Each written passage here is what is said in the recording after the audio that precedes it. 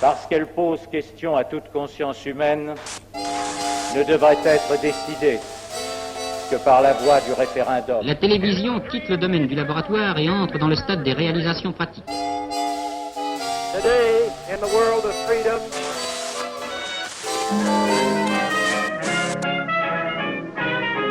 Au studio des PTT, les nouveaux appareils de transmission sont braqués sur les interprètes de cette séance de gala diffusée par la Tour Eiffel. Bonjour, avant J'aimais pas la politique, en direct du Café Français, nous recevons François Asselineau. Merci d'avoir accepté notre invitation. Vous avez été candidat à la dernière élection présidentielle et vous faites partie des candidats très identifiés. Vous étiez celui qui voulait la sortie de l'Union européenne, ce qu'on a appelé le Frexit. Oui, de l'euro et de l'OTAN. Et de l'OTAN. Voilà. Est-ce que déjà vous êtes satisfait de cette campagne? Qu'est-ce que un petit bilan déjà Je suis satisfait d'y avoir participé. Le nombre d'adhérents à notre mouvement politique à l'UPR a été multiplié par 2. On a maintenant plus de 28 000 adhérents, c'est beaucoup. Union populaire républicaine. Union populaire républicaine, voilà. Plus de 28 000 vrais adhérents, des vrais, hein, c'est pas des adhérents bidons, c'est beaucoup. Et puis la notoriété a beaucoup progressé. En revanche, là où je suis déçu, c'est que il n'y a pas eu de jeu à la loyale, voilà. Et les médias ont fait de façon large. Hein, il y a eu des exceptions, mais globalement, l'ensemble des médias a fait la campagne de M. Macron. Tout le monde le sait, tout le monde l'a compris. Et puis moi, je faisais partie de ce qu'on appelle avec mépris les petits candidats. Et donc, du coup, j'ai eu droit à 0,9% selon le CSA, 0,9% du temps de parole. Et vous savez malheureusement qu'il y a des martingales qui ont été élaborées par les Américains depuis maintenant des décennies, où il y a une corrélation extrêmement étroite entre le pourcentage de temps de parole que vous avez dans les médias et le pourcentage de voix que vous avez dans les urnes. Donc du coup, j'ai fait un score qui est à un peu moins de 1%, qui a déçu évidemment nos partisans. C'est pas un score infamant. Je signale que d'autres candidats ont fait moins, surtout pour un premier passage. Mais j'ai le sentiment de ne pas avoir pu expliquer clairement les tenants et les aboutissants du programme que je présente. Alors justement, vous parlez des médias. C'est une question que je voulais vous poser. Qu'est-ce que vous formulez comme proposition? Parce qu'il y a une critique dans votre approche de la manière dont les médias fonctionnent. Au-delà même de la campagne présidentielle, là on peut imaginer évidemment une égalité parfaite des temps de parole, mais au-delà, comment vous envisagez les médias, les grands médias surtout? Il faut revenir, je pense, à ce qu'étaient les médias que j'ai connus quand j'étais étudiant, les médias qui respectaient la charte de Munich de 1971. Il y a eu une grande période des médias où il y avait un pouvoir avec les journalistes, il y avait d'ailleurs des grandes signatures, avaient un vrai pouvoir. Ils étaient quasiment intouchables. Maintenant, moi j'ai des amis journalistes, j'ai même quelqu'un de ma famille qui est journaliste. Ils sont dans cette espèce de presse tenue par des grands intérêts économiques. Et ils ne sont pas libres de leurs paroles, c'est ça la vérité. Donc ils font semblant de dire qu'ils sont libres, mais c'est pas vrai. Il y a des sujets où ils savent très bien qu'il faut pas trop se hasarder, voilà. Et donc moi ce que je veux, c'était d'ailleurs dans mon programme, c'est rendre aux journalistes une très grande liberté de propos et de pensée, de parole, c'est-à-dire par exemple de renforcer leur indépendance.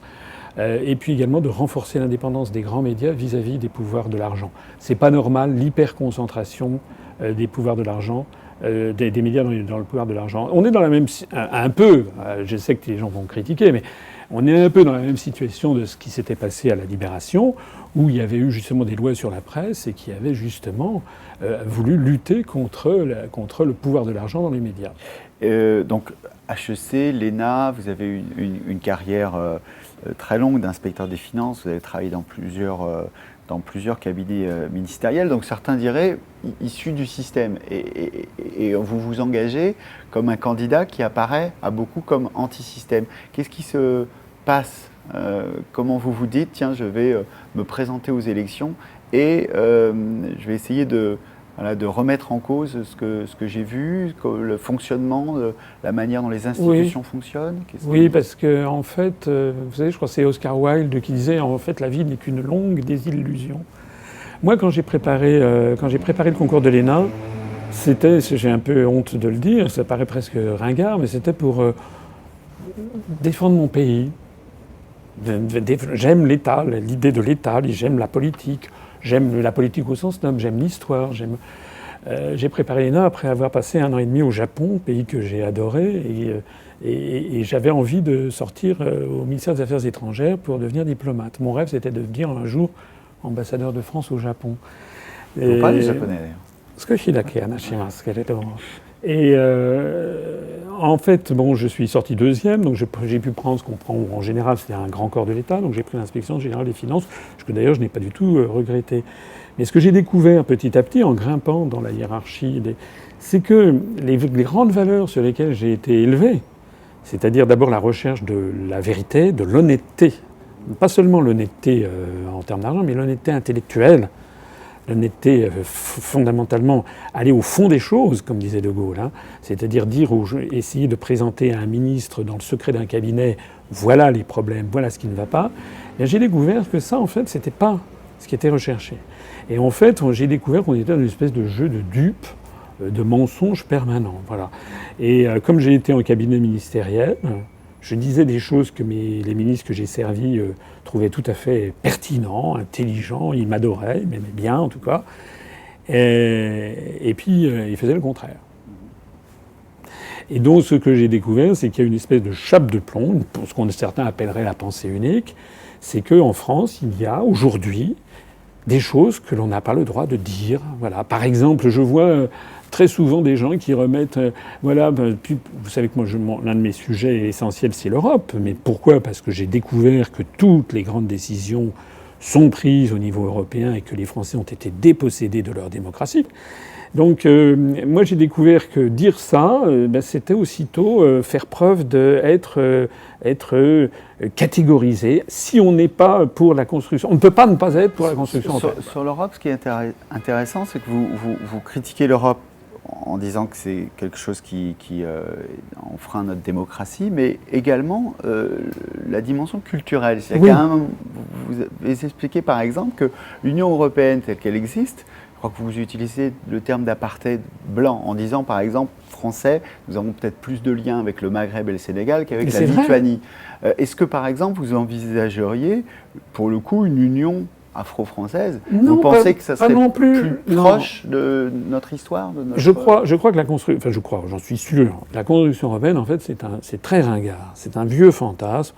Vous savez, les États-Unis d'Europe de Victor Hugo, c'est le discours de 1849.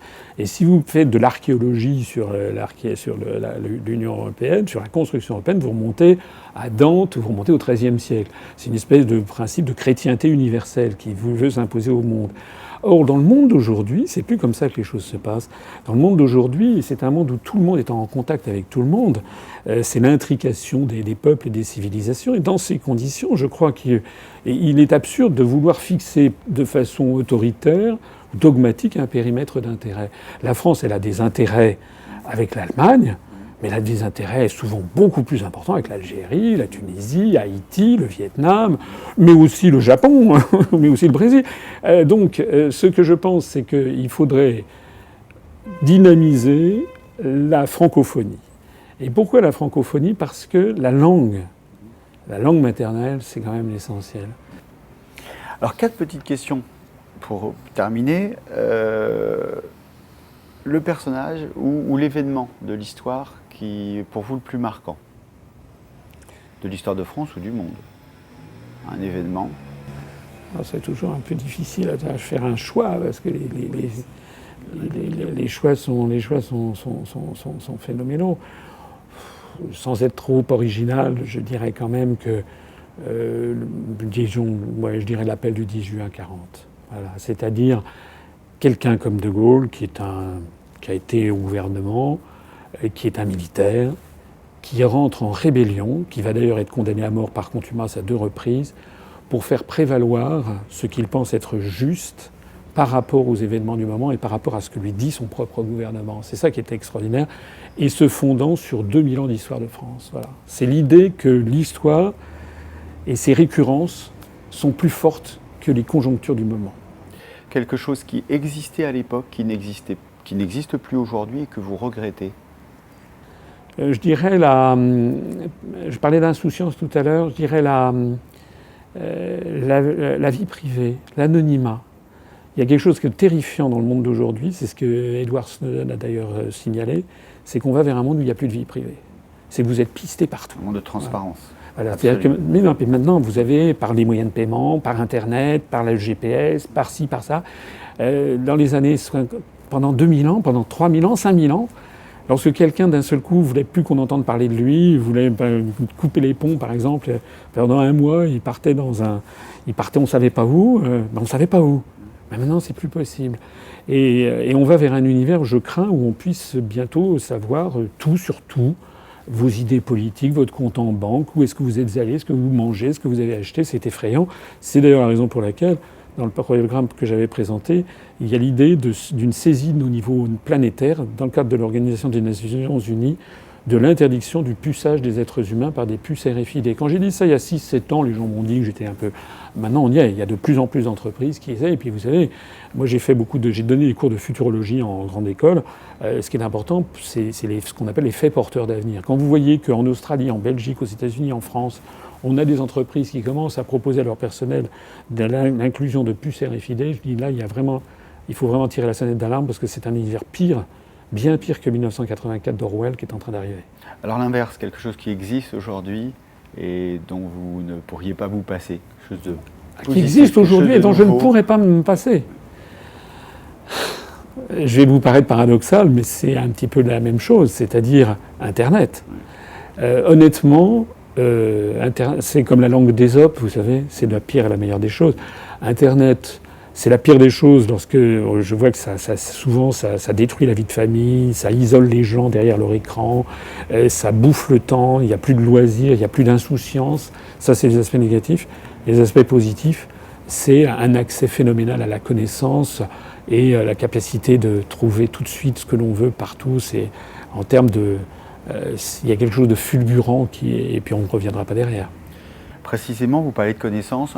Un conseil culturel pour terminer, un livre que vous venez de lire vous savez, j'ai beaucoup lu, j'ai lu énormément de choses. Il y a un livre qui est très inconnu, et je ne sais même pas s'il est facile de le retrouver. C'est un livre qui est sorti dans les années 90, donc il y a une vingtaine d'années, et qui s'appelle « Le secret de l'Occident » en français. C'est un livre qui a été écrit par un Anglais qui s'appelle David Cosandey. C'est un livre extrêmement érudit et d'une très grande intelligence et qui file une thématique très particulière. Je vous la laisse découvrir, ça s'appelle Le secret de l'Occident. Qu'est-ce qui a fait que l'Europe a dominé le monde? Et d'ailleurs, on pourrait conclure, qu'est-ce qui fait que l'Europe en ce moment est en train de disparaître du reste du monde? Pour terminer, une question d'un étudiant. Bonjour Monsieur Asselineau, je m'appelle Thomas, j'ai 18 ans et je suis actuellement en première année en classe préparatoire de mathématiques. Vous avez souvent été considéré comme un conspirationniste au cours de la campagne, et les Français ont pour beaucoup découvert un personnage atypique. Avez-vous le sentiment de ne pas avoir été pris au sérieux durant cette élection présidentielle ? Je dirais, effectivement, il a bien résumé. J'ai fait l'objet d'un tir de barrage permanent où on m'a traité de conspirationniste. Mais lorsque, par exemple, M. Richard Ferrand, secrétaire général de En Marche, a eu droit à la première page du Monde en janvier dernier, en expliquant que c'était le Kremlin qui manipulait l'élection présidentielle française, là, il n'a pas eu le droit, M. Macron n'a pas eu le droit au titre de conspirationniste. Et il n'y avait aucune preuve, il n'y avait rien. Tandis que moi, la différence, c'est que lorsqu'on m'a dit ça, j'ai apporté mes preuves. Je ne pense pas que je n'ai pas été pris au sérieux. Je pense que j'ai au contraire été pris très au sérieux. Parce que si j'étais pas pris au sérieux, on m'aurait laissé parler, on m'aurait laissé raconter des...